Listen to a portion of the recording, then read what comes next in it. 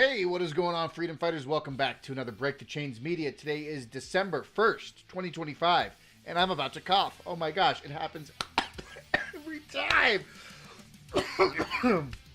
Excellent. Welcome. Love starting my live streams like that. Love it.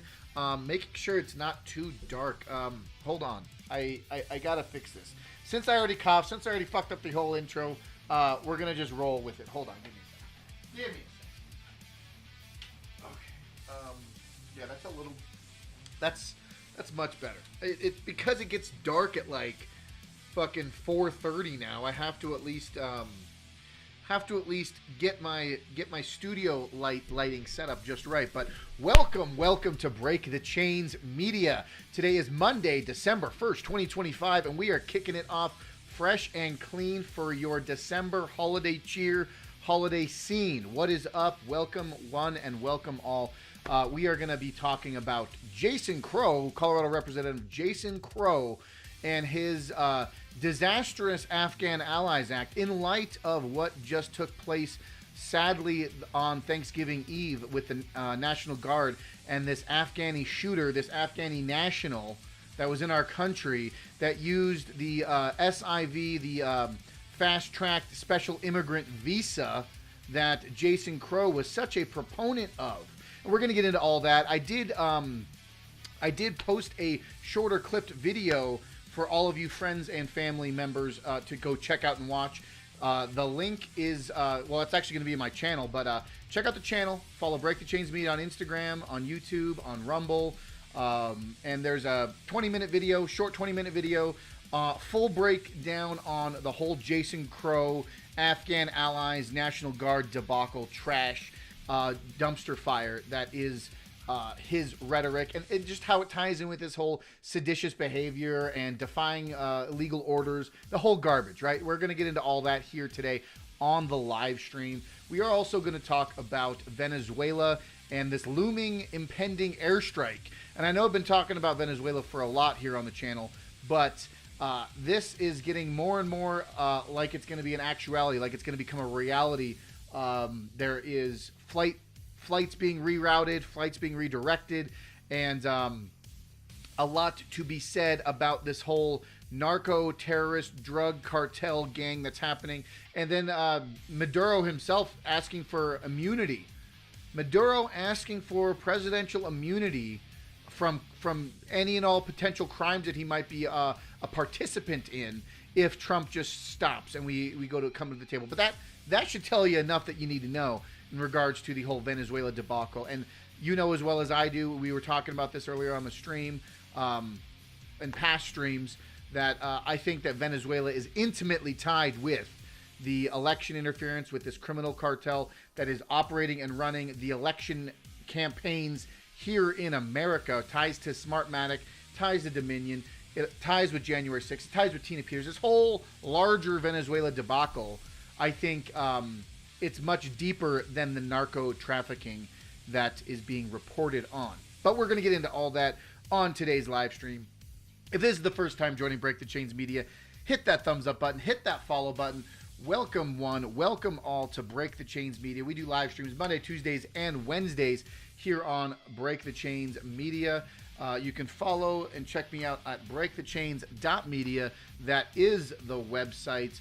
And then, because I'm a silly person and I forgot to open up this, we do have, hold on, wait for it, the Chainsaw Caucus. We got the Chainsaw Caucus, folks. Rev up them chainsaws. Rev them up.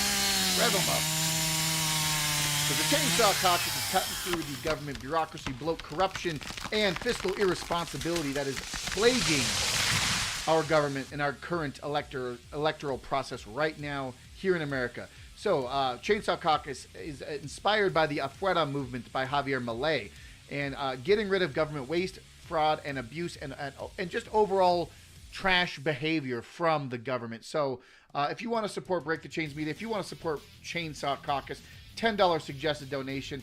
The URL is in the description of this live stream. The URL is in the pinned description of this live stream. So check them out, chainsawcaucus.org. That is how you support the channel, help support the stream, help support Chainsaw.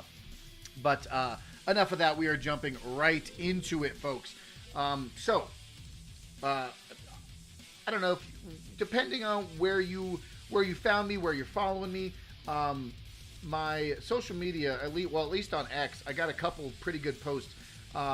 Thanksgiving came through. Hopefully everyone had a great Thanksgiving. This is my Thanksgiving post. Happy Thanksgiving, everyone. I'm thankful to all the freedom fighters and truth warriors out there standing up against globalism and evil. In a world full of chaos and strife, sharing this time with your loved ones is important.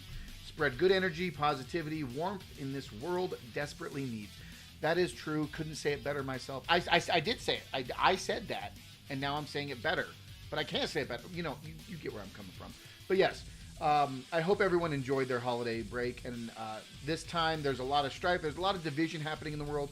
But taking a beat, taking a moment to be a part of your family, be a part of the community, sharing time with extended family members, loved ones, and just reminding ourselves what we are really fighting for. In this fight against globalism, in this fight against evil, in this fight against the Agenda 2030, New World Order, totalitarian takeover, in this fight, reminding ourselves the good in the world and the good that still remains in this world, the good and why we do what we do, why we fight, why we speak loudly, why we do the things. That is why. Family, friends, faith, freedom, and firearms, right? The 5 F's, right? We know, we like the 5 F's, right? Scott Chamberlain post on Black Friday. It's Friday of color, you bigots, right? Get with it or be sent to re-education camp. Yeah, so had a couple pretty good posts over the weekend, talking about some gun control, talking about some state Tabor stuff. Let's see, we're just doing a quick rundown, quick review. But let's see, I was getting a lot of traction on my Tina Peters posts. I got a lot of interaction. I mean, and you get, dude, there were so many people just ripping apart the fact that none of this is, it's all hocus pocus. It's all, you're all making up stuff. All you guys and your election interference stuff. I'm sick of trying to have to explain this to a fucking 5-year-old. But these people come out of the woodwork every time I talk about Tina Peters, every time I talk about election interference, election integrity. They always seem to come out with their ridiculous logic and, well, if it was, she was enacting illegal, what she did was a crime. Folks, I'm not saying she didn't commit a crime. I'm saying the entire apparatus, the entire institution around Colorado's election laws and election process is criminal. So for her to do what she did, for Tina Peters to preserve federal election data, and what she did in defiance of Jenna Griswold was breaking the law. But when it comes to is she beholden to federal law, or is she beholden to state law? And if so, if she's being a federal whistleblower, she should have federal protection, and the federal government, the Department of Justice, needs to step in and stand up against and defend Tina Peters and extract her from the Colorado penitentiary system that is refusing to hold her. But my post, got almost 2,000 retweets, almost 3,000 likes, a lot of views. I mean, it was great exposure. Go check it out on my X account. I also have another one here talking about the Rocky Mountain Voice, talking about how with Tina Peters locked up, there's still election tampering happening in Colorado. It's almost as though she wasn't the criminal, but rather the Colorado Secretary of State, Jenna Griswold, and her office were the architects of these crimes. Very interesting, right? It's very interesting. So I posted that. I had some other stuff regarding from Rasmussen reports. New profile pic, obviously. I hope. Did you guys like the intro? You guys like the intro? My new little holiday cheer video. Pretty cute, pretty adorable. I know. I do what I can. But yes, yeah, a bunch of other stuff here. More election, a bunch of election stuff. We're probably going to touch on more of the election stuff tomorrow. But I'm just running through the timeline right now, folks. You know how I do it. You know how I roll. Running through the timeline, talking about Judge Barrett. Yeah, so that's the timeline. That's what we're getting into. But folks, we are going to start talking about the D.C. National Guard terror suspect suffering mental problems from fighting for CIA-backed Zero Unit. Interesting. How, who's this? Who's this? Why do I know this person's face? Is that Janine Pirro? Who is this? Who is speaking? Well, no, I'm not worried about that. Folks, let me know in the chat. Say hello in the chat. If you're new to the stream, say hello in the chat. Give me a thumbs up. Give me a like on this live stream. We are going to get into it, folks. But I did, like I said earlier, I got a lot of articles pulled up about this Jason Crow stuff. Let's actually start with the Jason Crow video. Let's paint a picture for you. Let's scatter the seeds, right? Let's plant the seeds. Let's get the conversation warmed up. We're going to start the conversation with Jason Crow, right?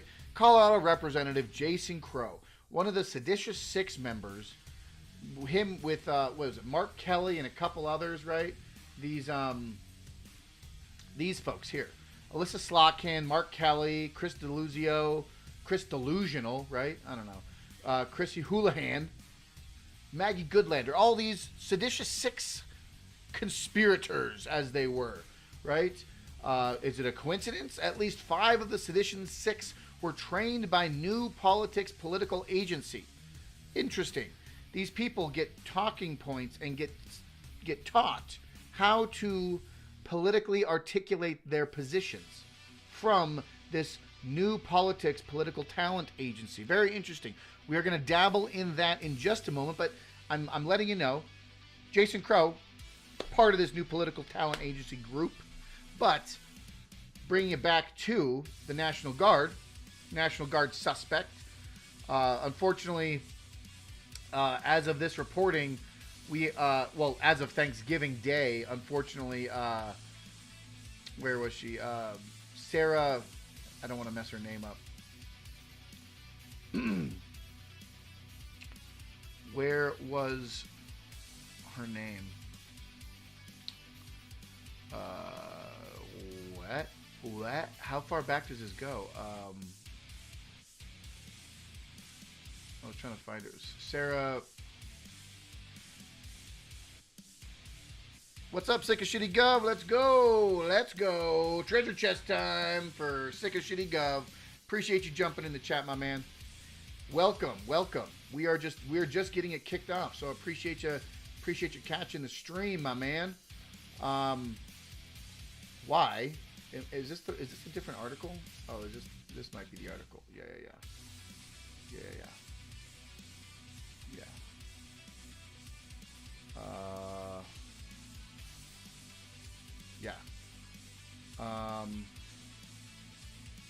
Sarah Beckstrom. Let's take a moment of silence for the fallen National Guardsman, Sarah Beckstrom. 20-year-old Sarah Beckstrom fortunately lost her life against this sick and disgusting human. I don't even want to call him a human. He was a dog. He's a monster. Sick and disgusting domestic terrorist, this Afghan national that shot her on Thanksgiving Eve, and she lost her life Thanksgiving Day. Such a tragedy. Such a sad moment. So, rest in peace, Sarah Beckstrom. And Andrew Wolf is still in critical condition. He's stable yet critical. He's on the road to recovery, but it's going to be a long road to recovery. But this is morning. I made exactly Sick of Shitty Gov. I made my video earlier today. I posted a standalone video, so I highly recommend anyone in the stream. Once we're done here, go check out my 20-minute video. I did a full breakdown on what we're about to go over now. But it's Jason Crow, the Afghan Allies Act, how he was an open supporter of this Afghan Allies Act, and how he was trying to bring tens of thousands of Afghani nationals that worked hand in hand with American troops and American military forces, CIA assets, you name it. These Afghani nationals got expedited visas into this country since 2008, I believe. Let me double check, because I got it all here, folks. I got it all here.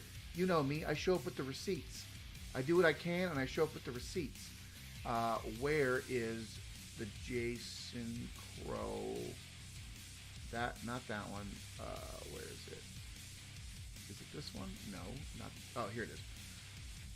So in 2009, the Afghan Special Immigrant Visa Program was created to provide safety for Afghan interpreters, contractors, and security personnel who worked with the U.S. government in Afghanistan.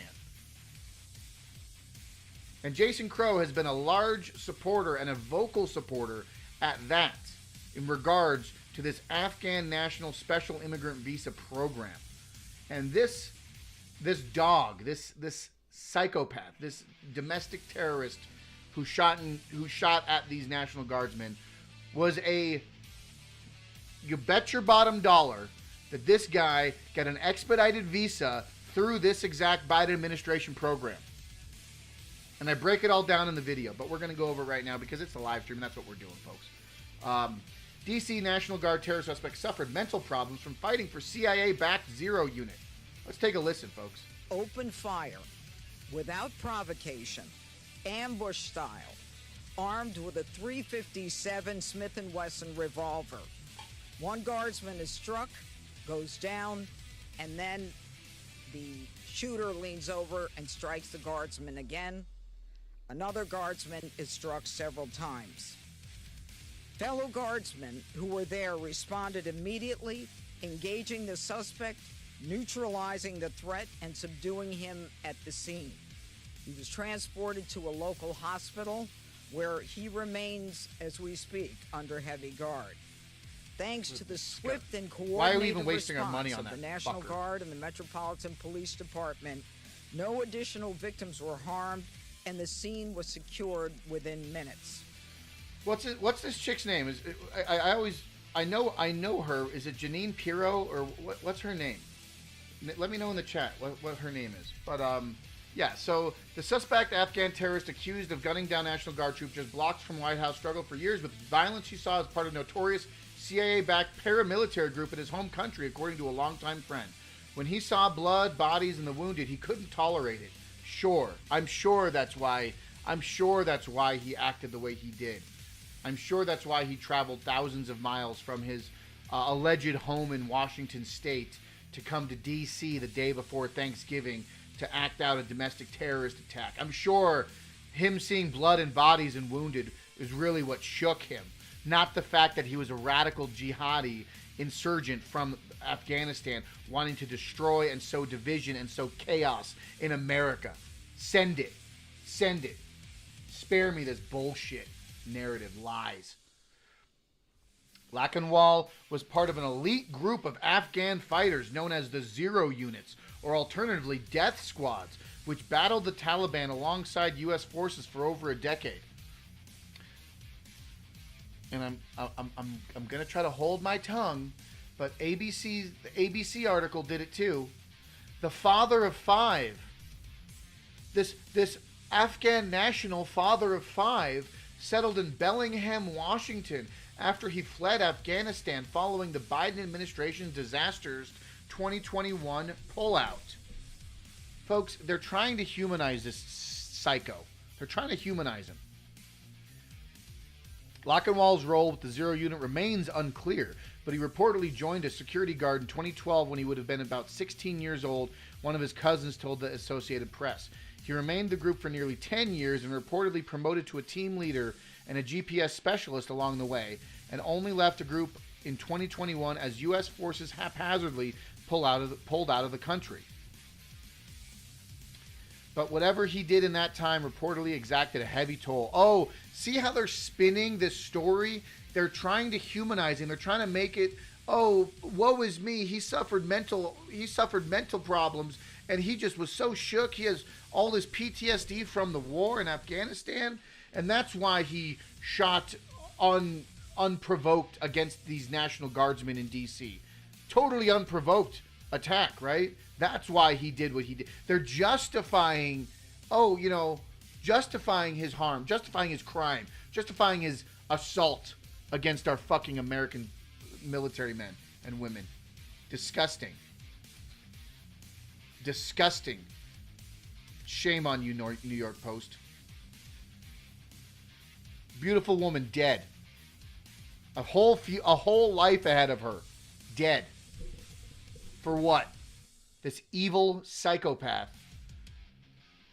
Oh, but the war in Afghanistan is what caused him to act out so viciously. The group that Lochinwall was with also gained a reputation for extreme violence, with stories of family executions, torture, and indiscriminate civilian killings following their wake.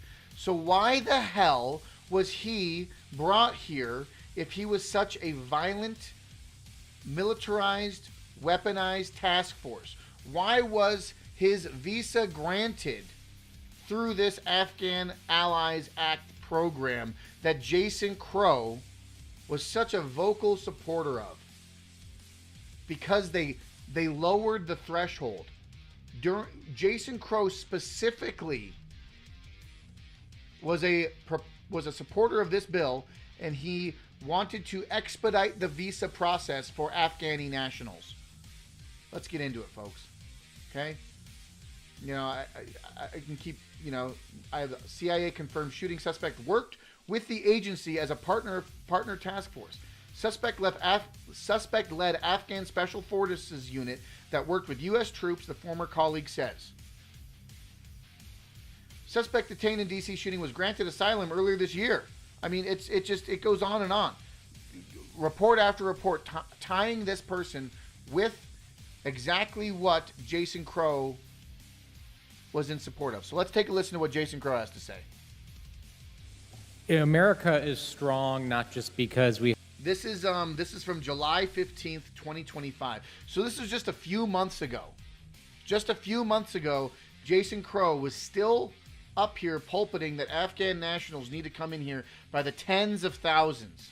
We have the most bombers, the largest aircraft carrier fighter groups, or the largest defense industrial base. We are strong, and at our strongest when we have friends.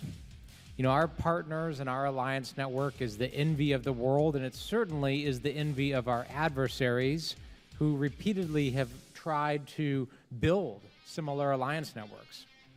Never in the history of American military campaigns have we ever had a contingency operation or a conflict when we haven't worked closely with local partner forces. It is simply an essential... Oh, sorry. Hold on. My computer likes to go retarded. Here, hold on. ...part of what we do. They keep us safe. They help us operate. They help us navigate. They help us do all of the things that are essential to conducting safe and effective military operations. Talking a big game, talking a big support. That is why, in a bipartisan way, this Congress has stood up to try to fix the significant problems with the Afghan SIV program. Now, I have been very critical of the Biden administration's withdrawal and the chaos that ensued. And I've also been very critical of this administration, the Trump administration's willingness to turn its back on our SIV partners, the Afghans with whom we fought, with whom I fought in Afghanistan. That's why this amendment, which would simply extend the special immigrant visa program by several years. Oh, so he wants more. Nothing. Wants more into this country. Just extend the program to send a message that we are going to continue to work as a Congress to find a solution for our Afghan partners, and those who served with us and fought with us is so essential. Yeah, so that was him a few months ago asking for an extension on this Afghan visa, expedited visa program, okay? And he's been fighting for this Afghan visa program for years, okay? This is from jasonCrow.house.gov, okay? From 2021.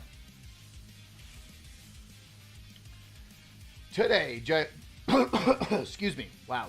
Here we go. Try that again. Ready? Today, Representative Jason Crow and members of the Honoring Our Promises Working Group introduced the Averting Loss of Life and Injury by Expediting SIVs, the Allies Act, a bill designed to protect Afghan partners and expedite the Afghan special immigrant visa process, the U.S. withdrawals from Afghanistan. The Allies Act was introduced as alongside of 24 bipartisan members of Congress. Oh, it sounds so good. Sounds so wonderful. Sounds so swell. The Afghan SIV program was created in 2009 to provide safety for Afghan interpreters, contractors, security personnel who work for the U.S. government in Afghanistan. The application process has been plagued by delays since the program was established and faces severe backlogs, with wait times routinely stretching for years. Since the Biden admin announced its plan to withdraw from U.S. forces from Afghanistan by September 2021, Crow has called on the administration to expedite this visa process, as Afghan SIV applicants and their families are increasingly under threat by the Taliban. Folks, I'm not denying that that might be the case.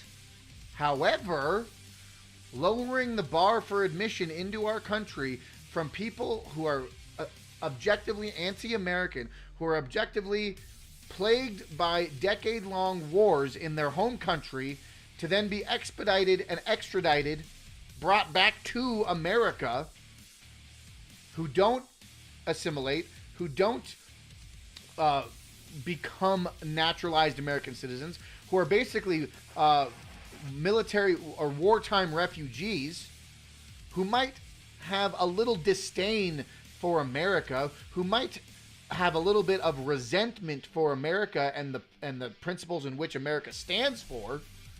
We're going to expedite these people into our country and not assimilate them into our culture. Do you see the problem with that? I'm sure Jason Crow doesn't see the problem with that. I see the problem with that. Do you see the problem with that? Let me know in the chat what you think, folks. Give me a thumbs up. Let me know what you think. Okay?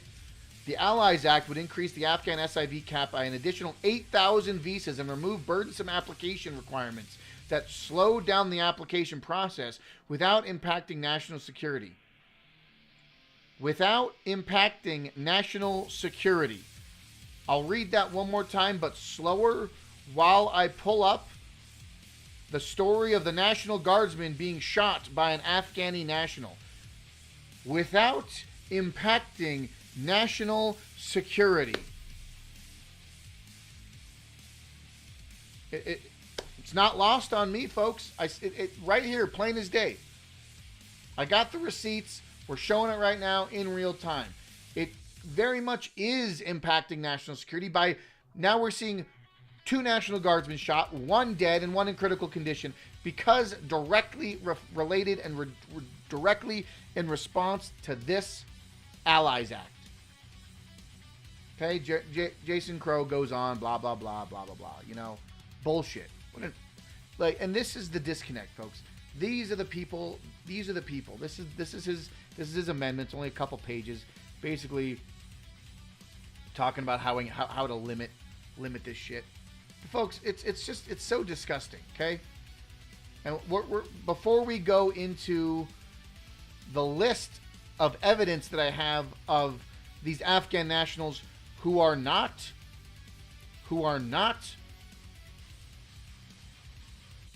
working with American culture, who are not assimilating into American culture. These are just an example of some of these Afghan nationals who have been rounded up by Homeland Security for what they've done over the last years. All these people directly came into this country directly from the Biden administration and the Allies Act. But let's watch an older video of Jason Crow speaking on the Afghan Allies Act and how they were brought into America. Okay?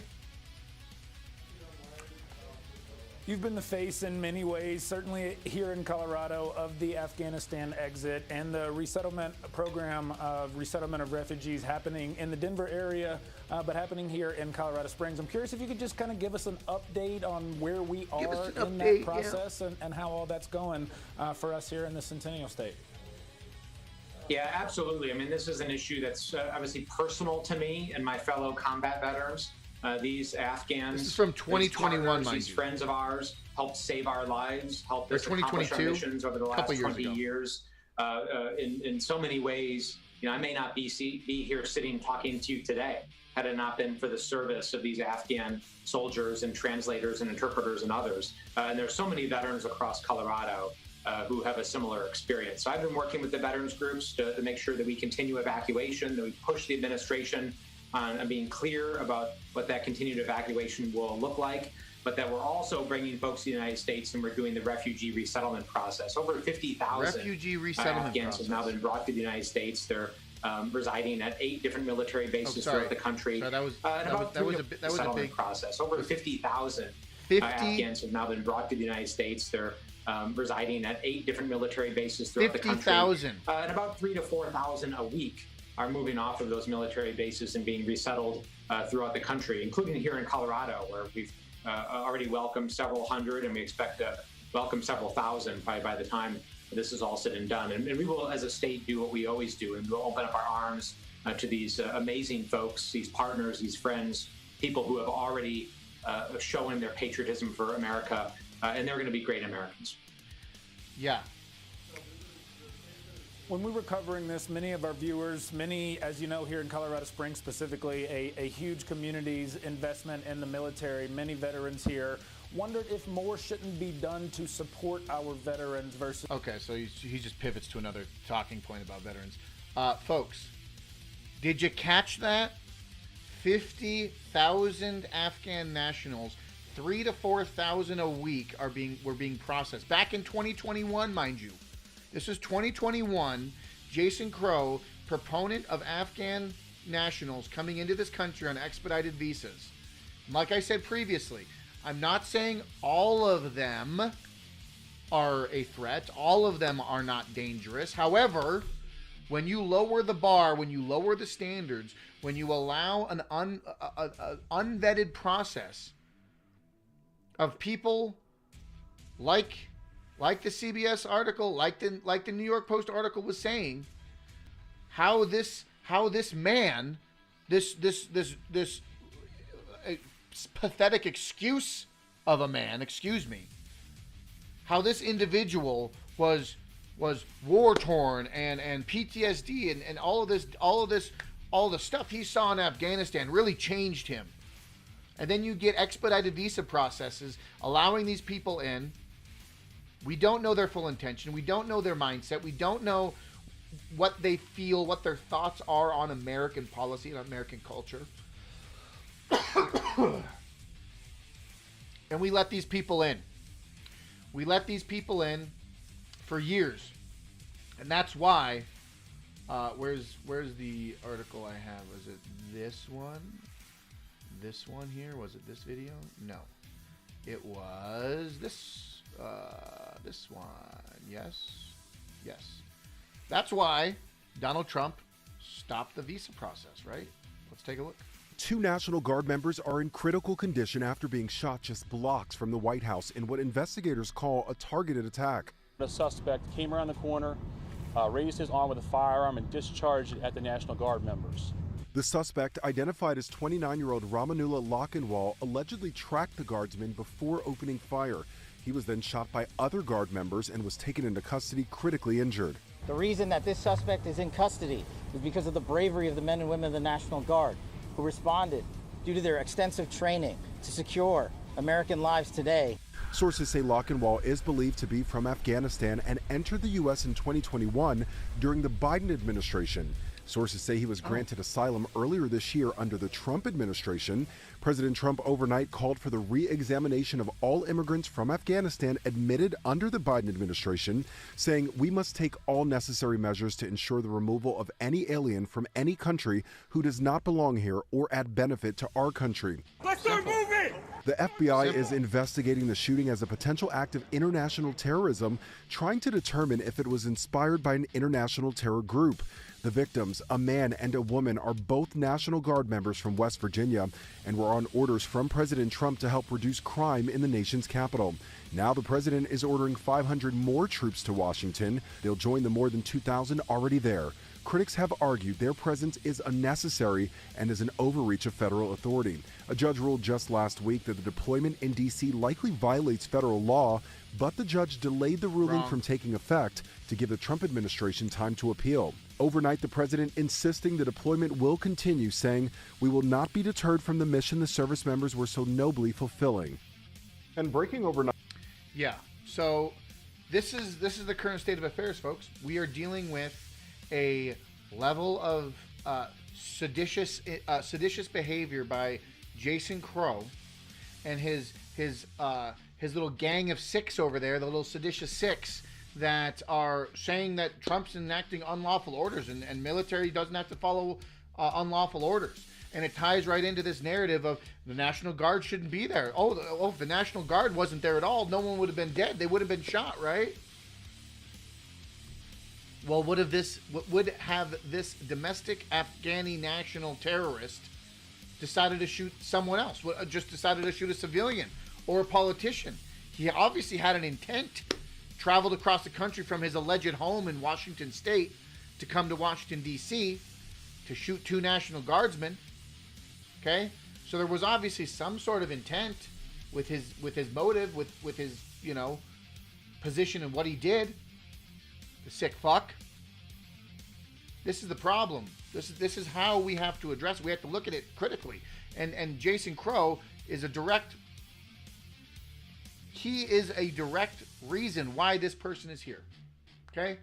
And now Donald Trump saying no more. And just, you notice how this ABC article, this ABC report said, well, the Trump administration granted this person's asylum, granted his continued asylum here. Folks, he would have never been here in the first place if the Biden administration and the Allies Act didn't let him in. Don't let him in. If you don't let him in, you don't have problems, right? Gandalf, what do you got to say to that? You shall not pass! That's what we need to say. You shall not pass. No more of these Afghan nationals in here. If they're not going to be if they're not going to assimilate into American culture. No more foreigners in here if they're not going to assimilate to American culture. That's what I'm saying. Yeah.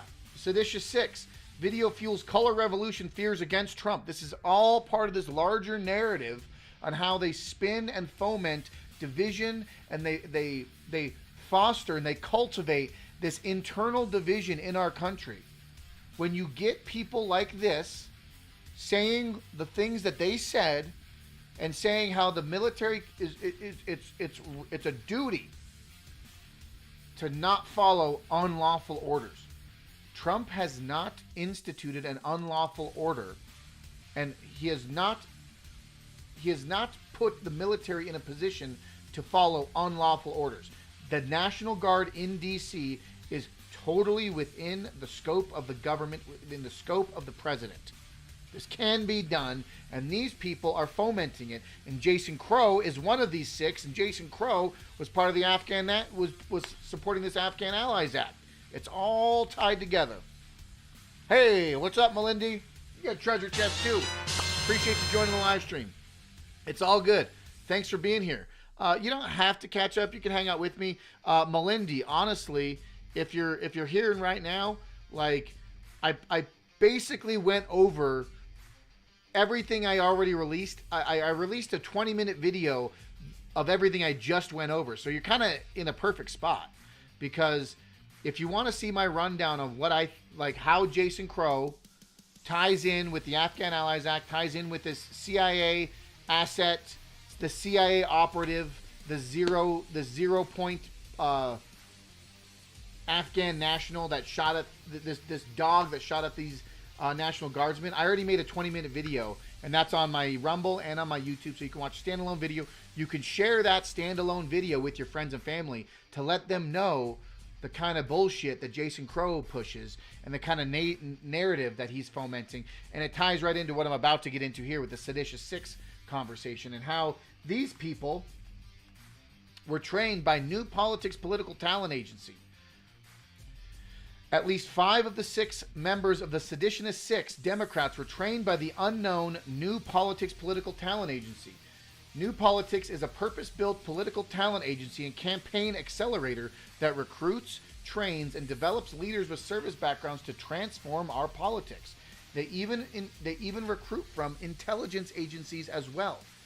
Not even 2 months before a military coup narrative was started, New Politics got a sudden infusion of $20 million. Oh, you don't say. They just get money from all over, right? More money than they've ever seen in 8 years of operations. Where did this come from? Representative Pat Ryan, Democrat from New York, who will co-chair the effort, said in the country is at a crisis moment in political leadership, and ex-federal workers are among potential recruits. Ryan is co-chairing the group's new recruitment effort, calling this the next mission, powered by $20 million, which will aim to recruit 5,000 candidates up and down ballot over the next 4 years. More than 30 elected officials are participating in the New Politics Recruitment Committee, including 6 members of Congress who have worked with the group in the past. Among them is Representative Jason Crow, who is also co-chairing recruitment efforts for the Democratic National Campaign.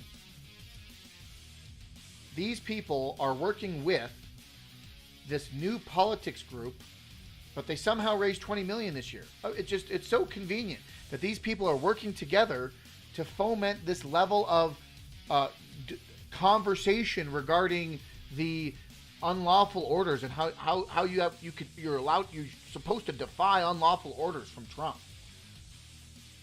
Okay, it's all tied in with this. Oh shit! I just closed out of the wrong window. It's fine. No big deal. Don't need it. Okay, but yes, it's very interesting how these Sedition 6 members are working with this talent agency, and this talent agency. You know what? Let's actually just, because I did. Okay, are you done? Great.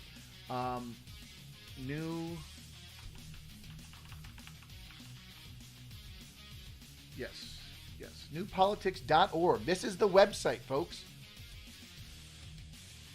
This is who they work with: NBC, Politico, Fox, PBS, CNN, Democracy. The servant leaders adopting the we mindset.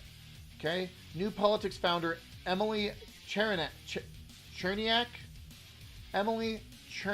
journey from political newcomer to prominent campaign force. NBC News reports a crisis moment. New Politics launches $20 million to push to recruit service-oriented candidates. How many of them are actually MAGA, or how many of them are actually like not establishment? I don't even like saying the word MAGA. They're not really. I'm not looking for MAGA. I'm looking for anti-establishment. You know what I mean? Actual America first. Actual America only. How many of them? Let's see. What is their solution? Oh, they got a Sikh. The first photo on the top of the New Politics website. They got a Sikh. We're running foreigners as politicians, folks. Our solution: run foreigners and elite and non-Native Americans as political campaigns. That's the solution, right? We are transforming politics by launching a whole new class of leadership into public office. Serve, run, lose, run again, win, serve again. This is the story of Congressman Pat Ryan. Okay? Democrat. Okay? How we define leadership. Servant leader. And this is all based in service members. So they're focusing on service members running as politicians. And then this is actually I'm connecting all the dots in my head right now. Okay? So newpolitics.org, our solution. Click on the solution page of their website. You got a Sikh in the top. You got a Sikh, you got a non-native, most likely foreign born, or at least first generation foreign immigrant as their flagship photo here, right? We are transforming politics by identifying and launching a whole new class of leaders into public office. Servant leaders. With proven track records of bringing people together and getting hard things done, these leaders are all about service to our country, not a political party. Recruiting and supporting these servant leaders is not easy, but New Politics is a purpose-built political talent agency and campaign accelerator. Here's what it looks like in action. Serve, run, lose, run again, win, serve again. This is the story of Congressman Pat Ryan, who is a Democrat, by the way. Pat has lived his life in service to community and his country. He's West Point graduate, deployed 2 combat tours as an Army intelligence officer. As a cadet, Pat learned and lived by the West Point motto, duty, honor, country. In 2018, a decade after leaving the Army, he felt his motto calling him. He wanted to serve again, running an elected office. He lost that race, but didn't lose his calling. He ran in Ulster County an executive race. 3 years later, New Politics continued support. He ran and won a race for the U.S. House of Representatives. Win or lose, a 2 a.m. call, building a campaign team, coaching new staff, preparing an announcement speech, whatever it is, we're all in for our candidates because they're all in for the country. Do you see the narrative that they're trying to shape right here, right now, with these people, with this motto, with this agenda? NewPolitics.org is trying to use service men and women to run elected offices. And then you're tying it in with these same service men and women who are part of the same servicemen and women of the seditious six who said to defy Trump's unlawful or illegal or unconstitutional orders.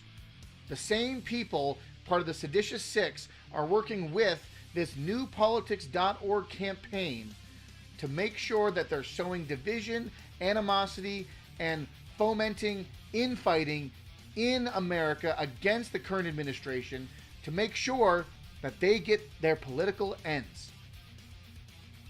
And that's what I see out of it. That's what I see happening with this.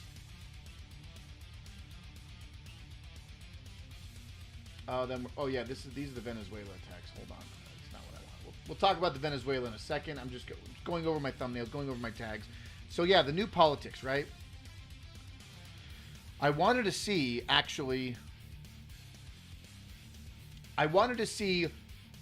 who NewPolitics.org was running. NewPolitics.org. Who are they running? What is best for the country? What is their campaign? What is their agenda, right? Who is NewPolitics.org running as their current candidates? Let's take a look and let's see. I mean, they've got a lot here, okay? Got a lot from the Army, Air Force,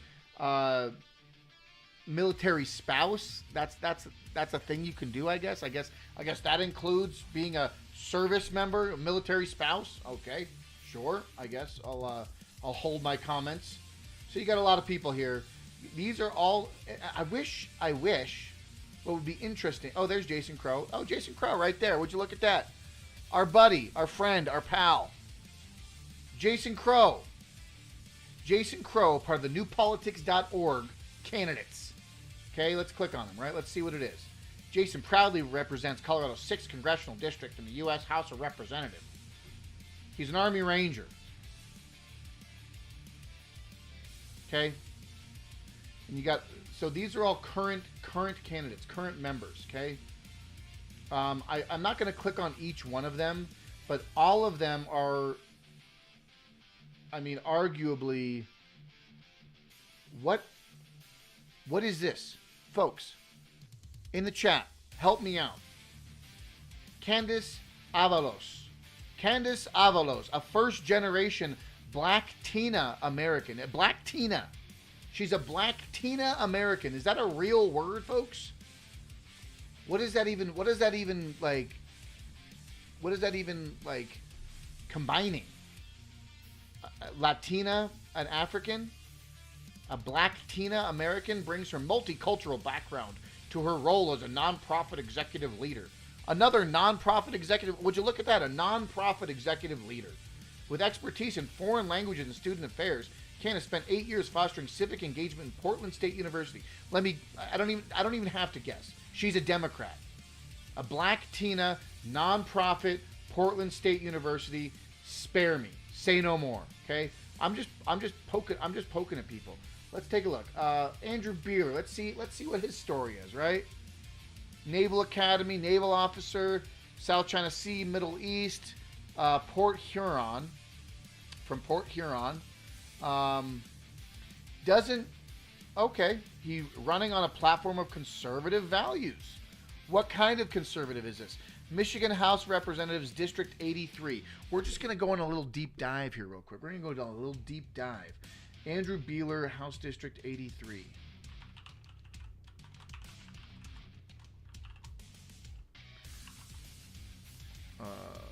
Let's see. So he's a Republican Party, House of Representatives. I'm pulling up his Ballotpedia right now. Andrew Beeler was a member of the Michigan House of Representatives representing District 64. He assumed his office in January 2023, and he left office in 2025. Ran for re-election in Michigan Representatives District 4, or 64. Lives in Port Huron, Michigan. I would like to see his voting record, though. So he won decisively against Howell. So, you know, and I'm trying to be objective here. So I just randomly picked on him. I don't have any idea who he is, Andrew Beeler, but he is a conservative. But the problem is I just wish so he's got contributions. Oh, Peter Thiel. So this is another interesting thing we're going to get into on another live stream. But a lot of these conservatives, right? He's a young guy, which is good, but his top contributors: the Matt Hall campaign, Jason Wentworth campaign, Peter Thiel, Bethany Belanger, Blue Cross, Michigan Associate. Okay, so I mean, outside of Peter Thiel, can't really. So the Matt Hall campaign, it'd be interesting to follow up with the Matt Hall campaign. Gave him $73,000. So yeah, and then he spent a lot of expenditures. These are his other expenditures. So he got $73,000 from Matt Hall campaign, but he also paid back $10,000 from it. This is how politics work, folks. It's so messy. Money is so convoluted and gross. I don't know. I wonder if I can pull up the Liberty score for him. Liberty report card for Andrew Beeler. Andrew Beeler. We're just doing deep dives here, folks. This is what we do. We're going in. We're going in heavy, hot and heavy. We're seeing what we come out with. And did I spell his name right? Andrew Beeler. Is he a state rep or is he a U.S. rep? There's Alyssa Slotkin. But let's see. Yeah. Did I search? Can I search you? Andrew Beeler.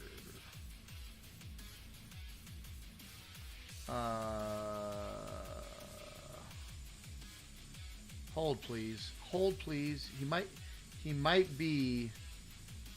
either might not be on here or he might be a state rep. So yeah, the Liberty scorecard, it doesn't look like they have everyone here. Interesting. I was just trying to follow suit, follow through. But you see where I'm going with this, folks, is that there are interesting people involved with this new politics and how they run their candidates. John Butler, let's see, U.S. Attorney General, Department of Justice, Butler from Norfolk, Virginia. What do you bet? What do you bet this guy is a Democrat? What the fuck? Hold on. Butler for Norfolk. What the fuck is this? Am I in? Okay, that's what they gave me as a website link. Okay, someone on your newpolitics.org better update that website because it's not the website. Todd Achilles. I'm having a hard time believing he's actually related to the Achilles, but Idaho House of Representatives. I would assume that he's conservative. Taking a wild guess. He's in the Idaho House of Representatives. Assuming he's conservative. But, folks, this is the point I'm trying to make. Is that these people are being orchestrated, operated by this new politics group to campaign and fund a website and a web of information that's tied directly to military servicemen and their conversation. The overarching theme of defying unlawful orders. Sowing division in our country, folks. Not only are we sowing division in our country, but we're allowing Afghani nationals in here that are objectively anti-American, right? Seditious 6 video fuels color revolution fears against Trump. I mean, do I need to deep dive into this? We talked about this before, folks. Here's a quick rundown of some of these Afghani nationals, these Afghan nationals that came in under Jason Crow, under the Afghan Allies Act. All this toting of they're refugees and they need to come over to America. They need help. They're so war torn and war stricken that they need our help. Homeland Security: tens of thousands of unvetted Afghan aliens have hurt and terrorized Americans after the Biden administration flooded our communities with criminals, terrorists, and other threats. These are just a few of the criminals who have rewarded American generosity with violence. Jamal Wali, an Afghan national led into the country under the Biden administration through Operation Allies Welcome, shot and wounded 2 Fairfax, Virginia police officers during a routine traffic stop. He was killed by return fire after declaring, "I should have served with the fucking Taliban." These are the people they let into the country under the Afghan Allies Act. Abdullah Haji Zada and Nasir Ahmed Tawhidi, both Afghan nationals given legal status by the Biden administration, were arrested and prosecuted for plotting a terrorist attack in Oklahoma City for Election Day 2024. They possessed hundreds of rounds of ammunition, and they had pledged their allegiance to ISIS. These were the folks they let into the country under the Afghan Allies Act. Jason Crow. Are you there, Jason Crow? Knock, knock. We got more. Afghan refugee charges. Balaruel Nouri, an Afghan evacuee, was arrested at Fort McCoy in Wisconsin and charged with attempting to engage in sexual act with a minor using force, along with 3 other counts of engaging of sexual acts with a minor. These are the people they let in. Gandalf, what do you got to say to this fuckhead? My thoughts exactly, Gandalf. My thoughts exactly. Zabidullah Mohammed, an Afghan national who resettled in Montana by the Biden administration, was charged with the rape of a teenage girl in a Missoula motel room. Folks, yeah, I am not very happy. Not happy, not enjoying it. This is not a good time. Not a good time for America. We don't want them in. They're not bringing their best. They're not bringing their best, to say the least. Havid Amandi, a criminal illegal alien from Afghanistan, was arrested by ICE in 2025 and convicted of second-degree assault, but was previously allowed to stay in the country by the Biden administration. Oh, you don't say. You don't say. This is the kind of people that they're allowing into our country. This is the kind of people that Jason Crow, this is the kind of people that the Democrats, this is Biden, all Democrat, all Biden era, Afghan allies. The Afghan Allies Act is directly responsible for letting these kind of people, these kind of monsters into our community. Smash the thumbs up button, share this video with your friends and family. This is the kind of hard-hitting evidence and hard kind of information that we need to tell people and let people know that even with the best intentions, even with the best laid schemes, right? What was that phrase from Of Mice and Men? The best laid schemes of mice and men often go askew, right? That's the kind of situation that's happening right now. But yeah, you can thank Jason Crow. You can thank Jason Crow and his participation in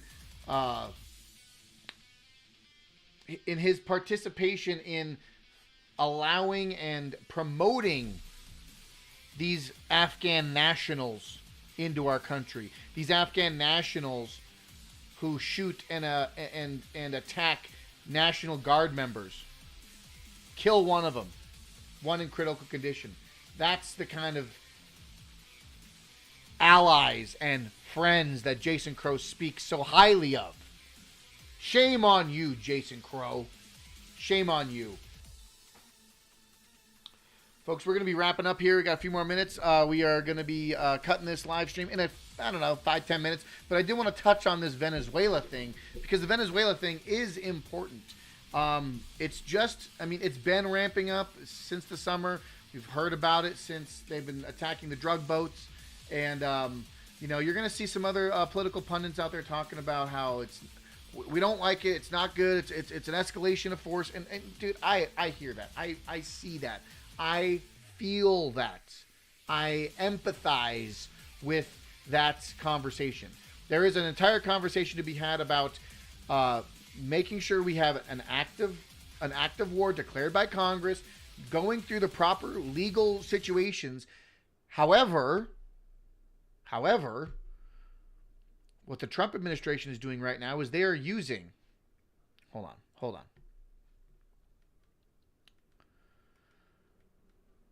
I understand why people are getting worried. I understand why people are getting worried about the rising Venezuelan conflict that's happening right now. It's been happening since the summer with the drug boats and were they fishing vessels or are they drug boats? Fishing vessels, drug boats? I don't know, but this is a unprovoked extrajudicial attack against unprovoked military attack against international waters, right? Everyone's calling it, I call it for what it is. It's not good. It doesn't look good. It's not good optics. Trump, this isn't good optics. Not good optics for you. It's sounding like it's backfiring. However, here's the thing, folks. This is what's really going on. They labeled the narco gangs, they labeled these narco terrorists a threat. They are a direct threat against America. So they labeled them domestic terrorists. So now they're able to expand their war chest against these Venezuelan narco terrorists, these narco gangs. They are running in drugs. They are running a criminal cartel over there. Maduro himself was like, give me amnesty and I'll listen. Allow me to have amnesty against any crimes that I was committing. That tells you enough. That tells you all you need to know. Maduro is saying, make sure that I have amnesty over all criminal crimes that I've ever been committed of, and Trump can come on in. Trump's like, no, we're not gonna give you amnesty. We're just gonna come airstrike you, right? Folks, this is what's really coming down to. Trump declared Venezuela a narco-terrorist state so they can open up the war chest against them. They are stopping these drug trafficking. They are stopping these cartel members from running a criminal cartel into America, running drugs, fentanyl, cocaine, you name it, bringing it all in. I understand that. However, the bigger angle, and this is what I've been saying on my channel for a long time now, Trump's angle with Venezuela, I believe, in my opinion, is directly tied to Smartmatic, Dominion voting, the election integrity, the 2020 election rigging, Tina Peters, January 6th. It's all tied together, and it starts in Venezuela. They need to extract intel. They need to extract evidence. They need to extract whether it's servers or whistleblowers or testimonies from these people in Venezuela to validate Trump's claims of the 2020 election being stolen. Because if Trump came out and said, well, we're actually going into Venezuela because the 2020 election was stolen. It was an international cartel of election riggers. We call them election riggers. And these people came in and they stole our election. They rigged the system against us, and it all came back to Smartmatic. If he were to come out and say that, he would be getting twice the amount of flack he's currently getting with what he's doing now. But with him labeling them as cartels, with labeling as narco trafficking and narco gangs, there's a little bit more wiggle room because you can actually justify and validate. And these Tren de la Sol, I believe it was, the Cartel de la Sol, this criminal cartel that's running and working with the Maduro regime out there. But it all ties back to the elections. That's what I'm thinking. It all comes back to the election process, vindicating and exonerating Tina Peters, and vindicating the January 6th debacle and the Fedsurrection that ensued after January 6th. If we get election interference evidence from Venezuela, exonerating and validating all of these quote-unquote baseless conspiracy theories about the 2020 election, there is going to be a shakeup of biblical proportions here in America. Trust that. Trust that. Trump's threat and tense buildup sparks fear crisis could spill into open conflict.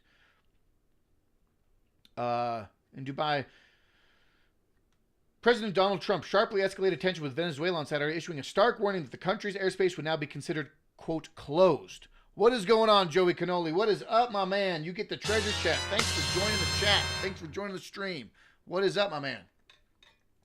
Appreciate you swinging through. We're just landing the plane. Pun intended, because we are talking about fighter jets and closed airspace, but we are landing this plane here in a few minutes. We are going to be, rounding third base, coming back home, but we're wrapping up here. We got Maduro and Trump, face to face. Maduro, Trump.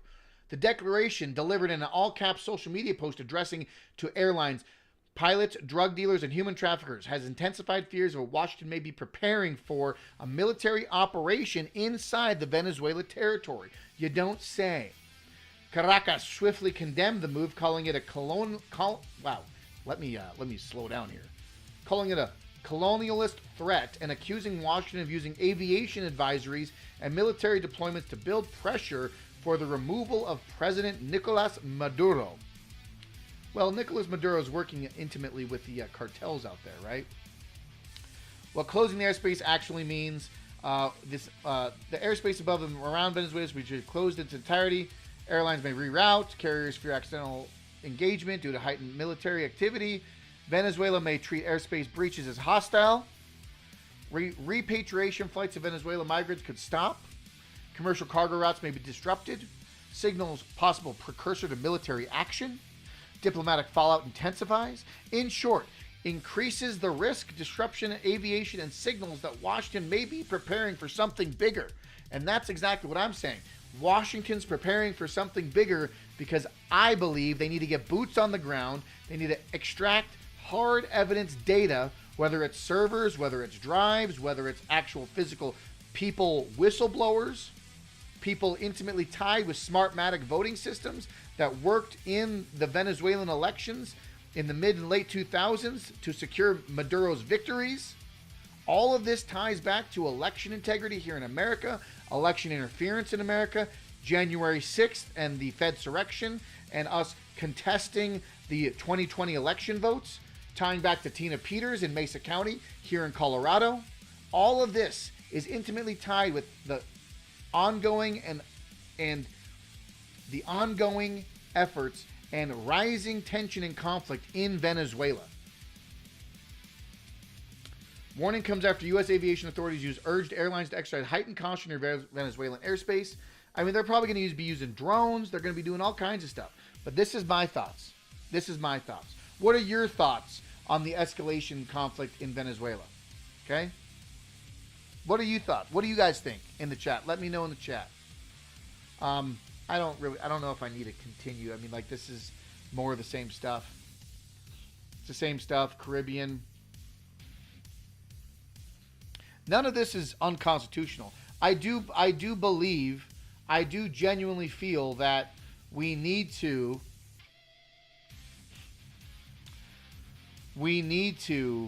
make sure that we get a vote from Congress to validate a prolonged war effort if we are to be going into Venezuela, if we are going to be entering Venezuela in a hotter conflict. I would only hope that we actually get a act of Congress to validate the efforts in Venezuela as viable, because right now it's a little I don't like war. I don't want to see war, man.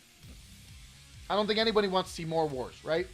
But if we're going to see results, if the results are going to be, if we're going to go into Venezuela and see some real movement, going to get an ousting of the cartels, an ousting of corruption, and actually following through with what I believe to be the election integrity conversation, this whole election integrity thing, that's really what I think it's about.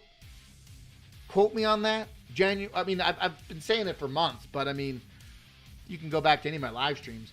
I do believe Venezuela is uniquely and intimately tied with the election interference and the election rigging campaign that's happened here in America as well as other countries across the world. Ties with Smartmatic, ties with Dominion, you name it. I've said it. We can go over it. But, folks, we are going to be wrapping up here. I am going to be jumping over to, who should we stream? Who should we raid? Because I could jump over to, I think I'm going to raid Drew Hernandez. So long as he's actually running, so long as he's actually on. And it's not, because like last time I raided Drew, he wasn't live yet. But yeah, it's not. I don't think Drew's on just yet. But he's been streaming for like 40 minutes now. Why is he not live? And it's fine. I guess it's just his window of like letting people know. I have a window too. I know how that works. Well, let's go to who else should we stream? Anyone in the chat? Who else should we stream outside of like the obvious? Because I can go raid Tim Pool right now if I wanted to. Is there any other ones on right now? Quiet Part? Is Quiet Part on?